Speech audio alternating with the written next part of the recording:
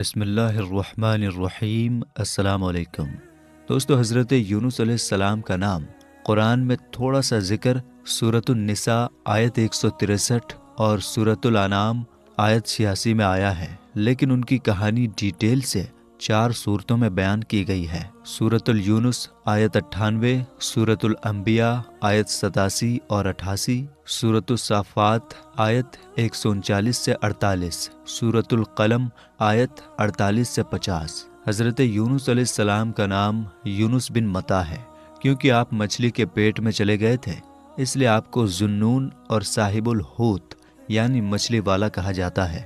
یہ آپ کے لقب ہیں۔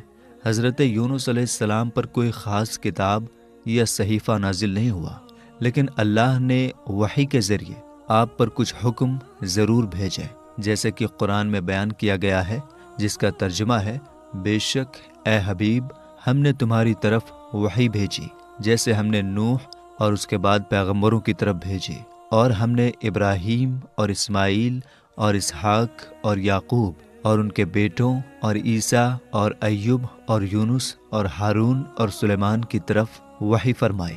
اللہ تعالیٰ نے حضرت یونس علیہ السلام کو بہت سے انعامات دیے، ان میں سے کچھ یہ ہیں: اللہ نے حضرت یونس علیہ السلام کی دعا قبول کی، آپ کا رجوع بھی قبول فرمایا، مچھلی کے پیٹ میں بھی آپ کو ذکر الہی اور اللہ تعالیٰ کے فیصلے پر راضی رہنے کی توفیق بخشی، خاص فضل کر کے مچھلی کے پیٹ سے باہر نکالا، آپ کو پسندیدہ بندوں میں شامل کیا اور نیک لوگوں میں اعلیٰ درجہ عطا فرمایا۔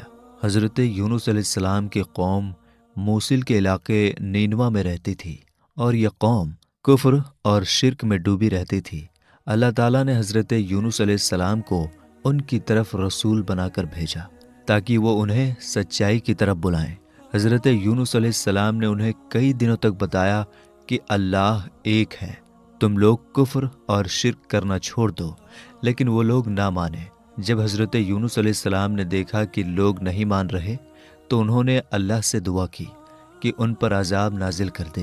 اس پر ان سے فرمایا گیا، آپ انہیں خبر دے دیں کہ 3 دن بعد صبح کے وقت ان پر عذاب نازل ہو جائے گا۔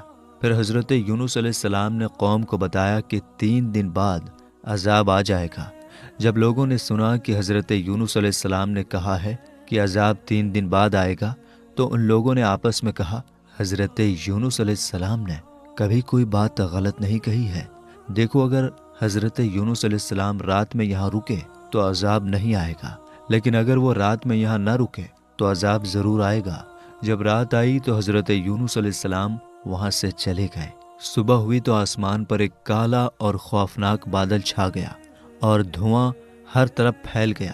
لوگوں نے دیکھا کہ عذاب آ رہا ہے تو ان لوگوں نے حضرت یونس علیہ السلام کو تلاش کیا، مگر وہ نہیں ملے۔ اب وہ لوگ بہت ڈرنے لگے اور اپنی عورتوں، بچوں اور جانوروں کو لے کر جنگل کی طرف بھاگے، اور ان سب نے موٹے کپڑے پہن لیے، توبہ کی اور اللہ سے معافی مانگی۔ سب نے روتے ہوئے اللہ کے سامنے دعا کی کہ جو دین حضرت یونس علیہ السلام لائے ہیں ہم اس پر ایمان لاتے ہیں۔ چنانچہ انہوں نے سچی توبہ کی اور جو جرم ان سے ہوئے تھے انہیں دور کیا، دوسروں کا مال واپس کیا، یہاں تک کہ اگر دوسرے کا ایک پتھر کسی کی بنیاد میں لگ گیا تھا تو بنیاد اکھاڑ کر وہ پتھر نکال دیا اور واپس کر دیا۔ اللہ تعالیٰ سے اخلاص کے ساتھ مغفرت کی دعائیں کی تو پروردگار عالم نے ان پر رحم کیا، دعا قبول فرمائی اور عذاب اٹھا دیا گیا۔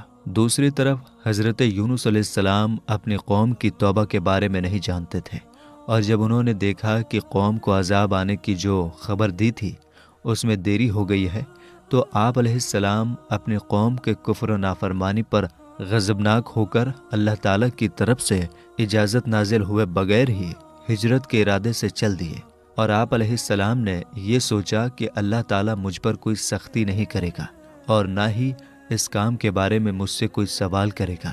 حضرت یونس علیہ السلام کے ہجرت اور ناراض ہونے کی ایک وجہ یہ بھی تھی کہ وہ لوگ اس انسان کو مار ڈالتے تھے جس کا جھوٹا ہونا ثابت ہو جاتا تھا، لیکن آپ علیہ السلام یقیناً سچے تھے، کیونکہ آپ نے اللہ کی طرف سے ہی انہیں بتایا تھا کہ اگر تم نے میری بات نہیں مانی تو تم پر اللہ کا عذاب آئے گا، لیکن کیونکہ اس وقت عذاب نہیں آیا تھا تو قوم کی نظر میں آپ کی بات صحیح ثابت نہیں ہوئی۔ اسی وجہ سے آپ کو اپنی قوم کے ہاتھوں قتل ہونے کا ڈر تھا، اس لیے آپ وہاں سے چلے گئے۔ حالانکہ آپ نے عذاب کا ذکر کیا تھا، لیکن انہیں کوئی طے وقت نہیں بتایا تھا جس سے قوم آپ کو جھوٹا نہیں کہہ سکتی تھی۔ حضرت عبداللہ بن عباس اور حضرت وہب رضی اللہ تعالی عنہما کا قول ہے کہ حضرت یونس علیہ السلام نے اپنی قوم سے عذاب کا وعدہ کیا تھا۔ جب وہ عذاب آنے میں دیر ہوئی تو آپ علیہ السلام قتل سے بچنے کے لیے اپنی قوم سے چھپ کر نکل گئے۔ آپ علیہ السلام نے دریا کے سفر پر جانے کا ارادہ کیا اور ایک بھری ہوئی کشتی ناؤ میں سوار ہو گئے۔ جب وہ کشتی دریا کے بیچ پہنچی تو اچانک رک گئی اور رکنے کی کوئی ظاہری وجہ نظر نہیں آ رہی تھی۔ ملاحوں یعنی ناؤ چلانے والوں نے کہا، اس کشتی میں کوئی غلام ہے جو اپنے مالک سے بھاگا ہوا ہے۔ قرعہ اندازی یعنی چٹھی ڈال کر فیصلہ کرنے سے پتہ چل جائے گا کہ وہ کون ہے۔ اس لیے قرعہ اندازی کی گئی اور اس میں حضرت یونس علیہ السلام کا ہی نام نکلا۔ اس پر آپ علیہ السلام نے فرمایا کہ میں ہی وہ غلام ہوں۔ اس کے بعد آپ علیہ السلام پانی میں ڈال دیے گئے، کیونکہ ان لوگوں کا رواج تھا کہ جب تک بھاگا ہوا غلام دریا میں ڈبا نہ دیا جائے تب تک کشتی آگے نہیں چلتی تھی۔ جب حضرت یونس علیہ السلام دریا میں ڈال دیے گئے تو انہیں ایک بڑی مچھلی نے نگل لیا، اور اس وقت حضرت یونس علیہ السلام کا حال یہ تھا کہ آپ خود کو اس بات پر ملامت یعنی دوش دے رہے تھے کہ آپ نے قوم سے نکلنے میں جلدی کیوں کی اور اللہ تعالیٰ کے حکم کا انتظار کیوں نہیں کیا۔ مروی ہے کہ اللہ تعالیٰ نے مچھلی کو الہام فرمایا، میں نے حضرت یونس علیہ السلام کو تیرے لیے غذا نہیں بنایا بلکہ تیرے پیٹ کو اس کے لیے قید خانہ بنایا ہے، لہٰذا تم نہ تو ان کی کوئی ہڈی توڑنا اور نہ ہی ان کے گوشت کو کاٹنا۔ جب حضرت یونس علیہ السلام مچھلی کے پیٹ میں پہنچے تو انہیں کئی طرح کے اندھیروں کا سامنا کرنا پڑا، جیسے سمندر کا اندھیرا، رات کا اندھیرا اور مچھلی کے پیٹ کا اندھیرا۔ ان اندھیروں میں حضرت یونس علیہ السلام نے اپنے پروردگار سے اس طرح دعا کی، اے میرے رب، تیرے سوا کوئی معبود نہیں اور تو ہر عیب سے پاک ہے۔ بے شک مجھ سے بھیجا ہوا کہ میں اپنی قوم سے تیرا اذن اور اجازت پانے سے پہلے ہی جدا ہو گیا۔ اللہ تعالیٰ نے حضرت یونس علیہ السلام کی پکار سن لی اور ان کی دعا قبول کر لی۔ پھر انہیں اکیلے پن اور ڈر سے چھٹکارا دیا اور مچھلی کو حکم دیا کہ وہ حضرت یونس علیہ السلام کو دریا کے کنارے چھوڑ دیں۔ مچھلی نے انہیں اپنے پیٹ سے نکال کر کنارے پر چھوڑ دیا۔ جب حضرت یونس علیہ السلام نے دعا مانگی تو اللہ تعالیٰ نے انہیں مچھلی کے پیٹ سے نکال کر میدان میں ڈال دیا، اور مچھلی کے پیٹ میں رہنے کی وجہ سے آپ ایسے کمزور، دبلے پتلے اور نازک ہو گئے تھے جیسے بچہ پیدائش کے وقت ہوتا ہے۔ آپ علیہ السلام کے جسم کی خال نرم ہو گئی تھی اور بدن پر کوئی بال باقی نہ رہا تھا۔ اللہ تعالیٰ کا ارشاد ہے، ترجمہ، پھر ہم نے اسے میدان میں ڈال دیا اور وہ بیمار تھا۔ حضرت یونس علیہ السلام مچھلی کے پیٹ میں کتنے دن رہے، اس کے بارے میں الگ الگ باتیں کہی گئی ہیں۔ کچھ کہتے ہیں کہ وہ اسی دن نکالے گئے، کچھ کہتے ہیں 3 دن، کچھ 7 دن، کچھ 20 دن اور کچھ کہتے ہیں کہ 40 دن کے بعد مچھلی کے پیٹ سے نکالے گئے۔ جس جگہ حضرت یونس علیہ السلام مچھلی کے پیٹ سے باہر آئے تو وہاں کوئی چھاؤں نہیں تھا، یعنی سایہ نہیں تھا، تو اللہ تعالیٰ نے ان کی حفاظت کے لیے اور انہیں مکھیوں سے بچانے کے لیے وہاں کدو کا پودا اگا دیا۔ اس کے علاوہ اللہ کے حکم سے روز ایک بکری آتی اور اپنا تھن حضرت یونس علیہ السلام کے منہ میں دیتی، جس سے آپ صبح اور شام دودھ پیتے تھے۔ اسی طرح دھیرے دھیرے آپ کی مبارک چمڑی مضبوط ہو گئی، بال واپس اگ آئے اور آپ کا شریر طاقتور ہو گیا۔ اللہ تعالیٰ نے حضرت یونس علیہ السلام کو دوبارہ موصل کی زمین پر قوم نینوا کے 1 لاکھ اور اس سے کچھ زیادہ لوگوں کے پاس بہت عزت و احترام کے ساتھ بھیجا۔ ان لوگوں نے عذاب کے نشان دیکھ کر توبہ کر لی تھی۔ پھر جب حضرت یونس علیہ السلام دوبارہ وہاں تشریف لائے تو وہ لوگ پوری طرح آپ پر ایمان لے آئے۔ اللہ تعالیٰ نے اس قوم کو ان کی زندگی کی آخری عمر تک سکون اور آرام کے ساتھ رکھا۔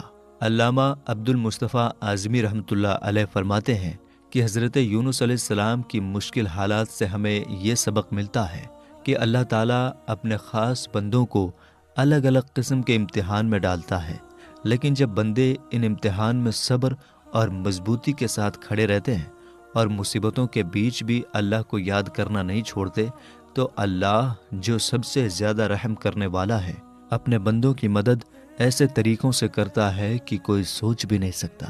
سوچئے، جب حضرت یونس علیہ السلام کو کشتی والوں نے سمندر میں پھینک دیا تو ان کی جان بچنے کا کون سا راستہ بچا تھا؟ پھر جب مچھلی نے انہیں نگل لیا تو ان کی زندگی کا کون سا سہارا رہ گیا تھا؟ لیکن اسی مشکل حالات میں جب انہوں نے آیت کریمہ کا وظیفہ پڑھا تو اللہ تعالیٰ نے انہیں مچھلی کے پیٹ میں بھی زندہ اور محفوظ رکھا۔ پھر اللہ تعالیٰ نے انہیں مچھلی کے پیٹ سے نکال کر ایک میدان میں پہنچا دیا اور تندرستی کے ساتھ ان کی قوم اور وطن میں پہنچا دیا۔ ان کی تبلیغ کی وجہ سے 1 لاکھ سے زیادہ لوگوں کو ہدایت مل گئی۔